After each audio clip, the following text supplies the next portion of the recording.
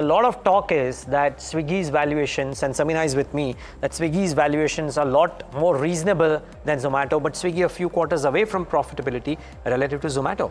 Yeah, I think, so this lady's voice is okay, right? But yeah, 5% I was not being sexist. No, I'm joking. A 5% premium is actually better than what the expectation has been over the last couple of days. What also worth noting is that before they went IPO, their unlisted trade, or the last trade that took place before they filed for the DRHP, is close to 420. So a good possibility that we may get a flat start and build on that as we go along through the day. But very significant marquee names have come in from what we understand. You had a couple of insurance companies. Norgis was one of the big guys that put money on Swiggy as well.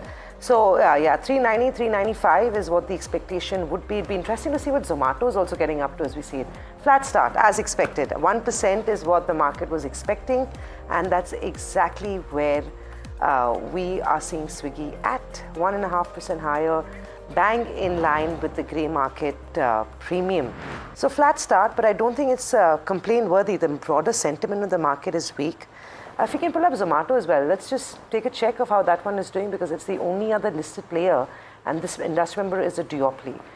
So you want to keep in mind that Swiggy and Zomato will be fighting it tooth and nail for the rest of time till there's a new entrant in the business. That stock is down 1.5%. At 395, Neeraj, in line, especially given that the excitement and euphoria was not so visible until the last day that the subscription closed out. But 390 is what we have on the screen. I think most investors would be rather pleased, because I think it will improve as we go along through the day, as long as the broader sentiment supports the street. Yeah, so that could be one thing as well. The other thing is, I mean, relative between Swiggy and Zomato, now that it's a sector that has gotten formed, what happens next? Rahul Jain, Director Research at Daulat Capital, who looks at this very closely, Johnson, to talk about this and more. Rahul, really good having you, and thank you for taking the time out. Important day to have you. First, the obvious question, what do you make of the listing? Yeah, I think what we saw of the valuation, and if we do a little bit of comparison of where it stacks up was in terms of fundamental versus valuation to Zomato, I think the valuation was pretty fairly priced, and that's why we could see that there's no much big swing at the listing. So that's what we were thinking, that what Swiggy is at this point and where Zomato is at this point, it may probably, one can think it's closer to 18 to 24 months behind Zomato's fundamental. And this is a similar valuation what Zomato was commanding that time. So I think that way it's very even Steven from a valuation point of view. Rahul, sure, the valuations were compelling. Numbers as well, from what we understand, Swiggy is a few quarters out from where Zomato is, and that explains why this came in at a deep discount to Zomato. But is that the only reason or the only sort of justification for one to be constructive on Swiggy? Because discount apart, you also want to look at the business, you want to look at the cash flow, you want to look at where that money is going to be spent, right?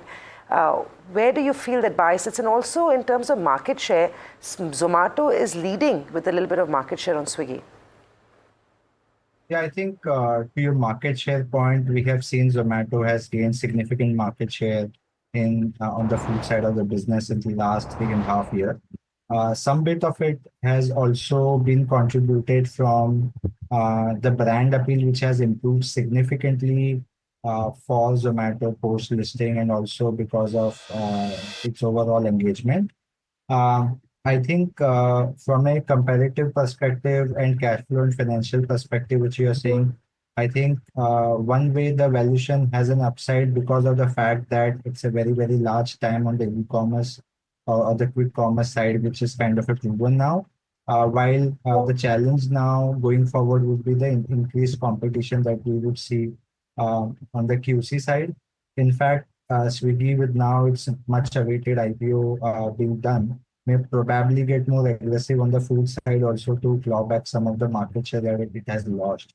So I think we would see more competition going forward, better for consumer out here. And as a result, we see both the companies may not see a meaningful upside from where it is today. The other increased competition would slow down the EBITDA progress and probably would mean much lesser return going forward.